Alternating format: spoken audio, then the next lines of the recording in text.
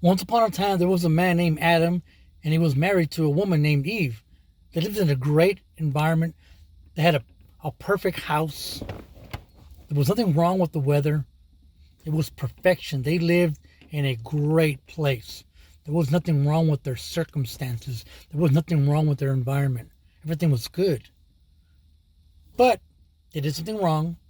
They disobeyed God, and sin entered the world. As a result of that, we are now birthed into a world of sin. We are birthed with a heart predisposition to sin because it is in sin. And now we are acting just like Adam and Eve. When we do something bad, when we're confronted, we blame other people. Like Adam, when he was confronted, he didn't just blame Eve, he blamed God for giving him Eve. And then Eve blamed the serpent, and the rest is history. What I found interesting about this story of our creation is that not only did Adam and Eve have this blame game thing going on, but I noticed something peculiar about the story is that they lived in perfection. There was nothing wrong with their environment. It was flawless. And I think about today, no matter where you live, what state, what house, where you work, it doesn't matter what external environment, what environment you're in.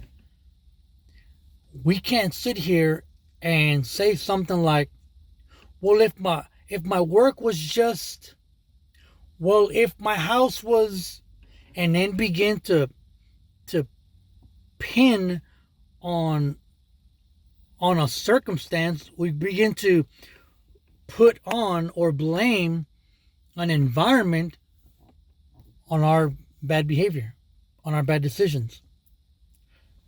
When I was in prison, it was very easy for us to say, man, if it wasn't for the boss man, or if it wasn't for my cellie, or if it wasn't for the parole board, or if we had air conditioning in prison, we'd be doing just fine right now. And as inmates, it was easy for us, and it still is for those who are locked up, it's easy for us to blame an environment or to blame a circumstance for why we do bad things. And I always think about Adam and Eve. They lived in perfection. They had the greatest environment ever, and they still disobeyed. So what does that say about us? What it says is that no amount of perfection, no amount of air-conditioned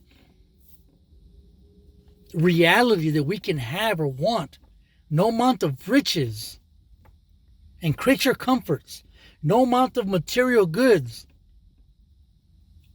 would help us to do good, or much rather prevent us from doing bad. Why? Because bad isn't what goes on around you. Bad isn't the weather. Bad is the human heart. So when everything's going crazy around, whether it's racial profiling or police brutality or domestic violence or school shootings or whatever's going on, let's be careful and not blame it on an environment.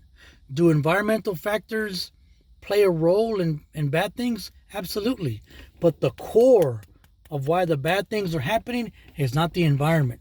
Because Adam and Eve lived in perfection and they still sinned.